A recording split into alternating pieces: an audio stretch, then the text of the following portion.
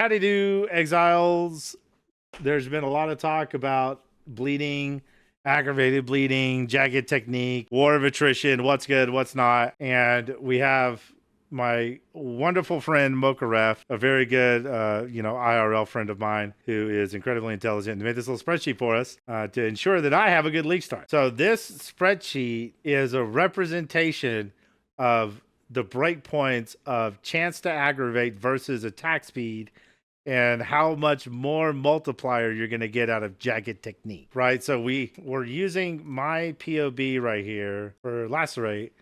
And what you do is you take your main hand hit damage, right? And you put it in min hit and max hit.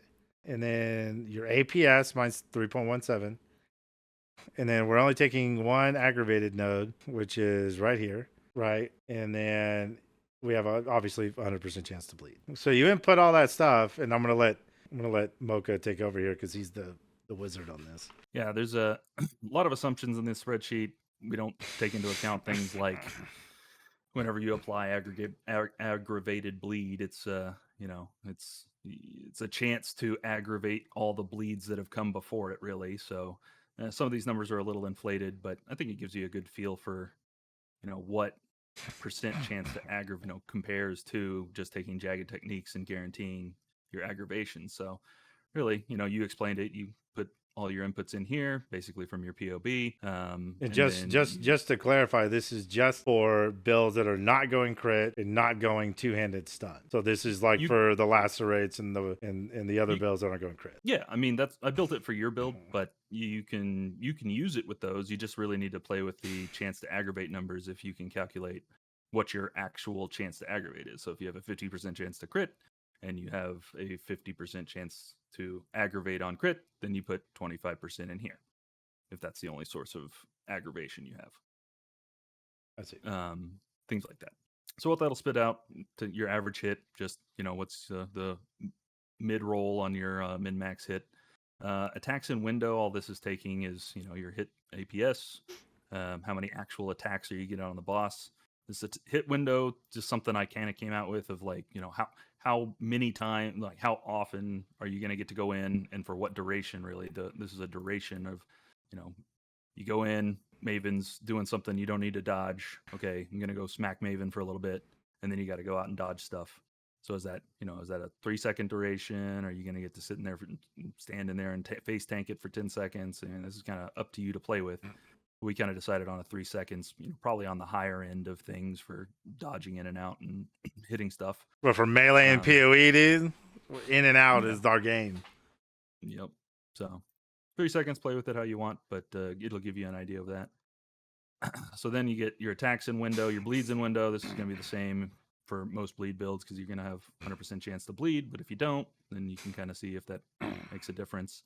And then you'll calculate your average max bleed in window, which kind of follows this, sort of your diminishing return curve of, so if you sit there and you attack a boss and you hit him 5 times, right? The first time you're going to have your average hit, 50, the mid range of the hit, 50% of, this range here, one time, right? And then as you go up, you have more and more chances to score a better bleed on your roll, I guess is the best way to put it. Bleed fishing. Take that max, you're fishing for that bleed, and then the more chances you get to fish for it, the better you are, and the better bleed you're going to get. So if you get a lot of attacks per second, hit window time, you're going to get closer and closer to getting to this max hit roll, being the roll that's calculated for the 70% bleed damage. So that's what this box calculates. It just goes over and calculates from a table I have over there of, approximately what is your average max bleed in that window going to be. So from there, we get to compare the numbers, right? Can I interject for 1 second? This hit range on the right is this I guess this ramping number to 1, is that 25 hits to hit like your top end bleed? Yep. Okay. So it's constantly calculating, how many hits can you get. I didn't factor in the fact of bleed duration in here, so take it with a grain of salt, because you could have a bleed fall off. You have a 3 APS, X amount of bleed. You have 15 max bleeds before you have bleeds being able to fall off and things like that. So didn't take that into account, but I'm assuming that, once you get up into these higher numbers here, I mean, you're going to be attacking so often that you're going to get closer and closer to this, this area where it doesn't really matter as much. Yeah, because I mean, every hit's gonna bleed. Every hit's gonna refresh, and so eventually, the more hits we do, we're eventually gonna get a good top end bleed. Yep, taking into account all those factors, you got a little bit of numbers crunching here of what does it take to aggravate? Like what is your chance to actually aggravate and win in the window? So of these 9 hits, you're gonna have about a 50-60% chance of aggravating one of those. It has the -1 in there because your first hit can't aggravate because there's nothing to aggravate, and the hit itself can only aggravate if you use Jagged Technique. So that's where the -1 comes from. But needless to say, that's what it calculates is, okay, well, this average max bleed multiplied by your aggravate chance, and so your average damage, quote unquote, of that hit window, average DPS you're going to get out of your bleed in that hit window is going to be here, right? And so this is all calculating just the bleed DPS. It's not taking into account hit DPS, so not a perfect analog, but it's comparing your bleed numbers. So that's what that calculates, and then literally your Jagged Technique number is just taking your average bleed that you're theoretically going to be doing, and then multiplying it by 3, because you're going to have that bleed plus 200% of that bleed as an aggravated bleed. So it's a ×3 multiplier. It's pretty straightforward. And then for those that are not going to be having 3%, or excuse me, 3 APS, the slower your APS, the more value you're getting out of Jagged Technique. Yep. So change the APS to something lower.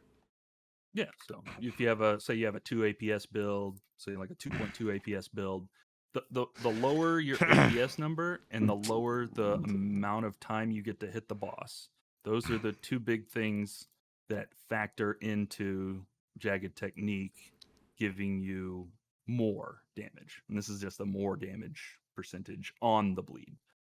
The other thing that is a big factor in this is your chance to aggravate. So if you are a crit build and you do get to 100% crit, and you can take the cornered prey wheel with the left side aggravated bleeding, say, and you get to like a 50% aggravation chance, now the numbers get very, very close to each other because you're very likely to be aggravating bleeds in that same window. Yeah, and so I guess in this scenario, Jagged Technique really doesn't offer you anything.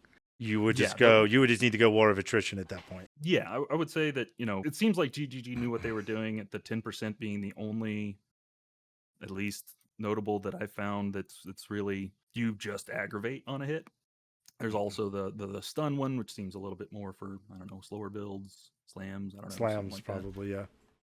But if you, that's the only real on the tree thing I could find that was like aggravate bleeding on your hit. So, and I think they did that on purpose, because once you get to even 15%, you start to fall off a little bit at your 3 APS type number, from 50-60% more bleed DPS to 20, and that's kind of worthy of innocency. And then especially once you get like to the 20 breakpoint, it falls off really hard. Yeah, it falls off very hard. Mm-hmm. Okay, well, Mocha, thank you so much for the spreadsheet, bro. This is actually incredible. Absolutely, take it with a grain of salt, but yeah, it gives you a good idea of the value of Jagged Technique. So that's it, boys. Everyone thank Mocha for his hard work getting this calculator done. Again, take this with a grain of salt, but this should give you a rough idea of the opportunity cost of taking Jagged Technique and how much damage it's really worth, or if you'd be better off doing something like War of Attrition, which might be a better pick for you overall. I, for one, just based on this calculator and based on my previous thoughts that we spoke about this afternoon, before I even saw this, kind of confirmed my ideas that the higher your attack speed, the less valuable Jagged Technique becomes, as well as the increase to your aggravate chance, the less valuable it becomes. It seems to me that the sweet spot's 2.5, 3.5-ish attack speed, and I think Jagged Technique is 110% worth it. So that is what I'm going to be doing.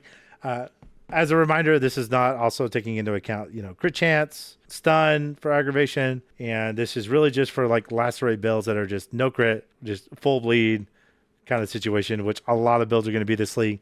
So I want to thank you, Mocha, so much for your hard work. And I hope that this helps some of the PoE community who is interested in Gladiator.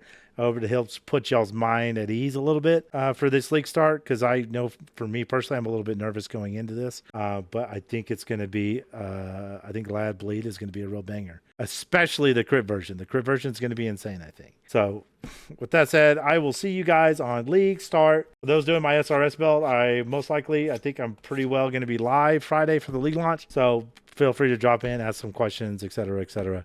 And I'll see you boys on the flip side. Spreadsheet will be down below. Be good. God bless.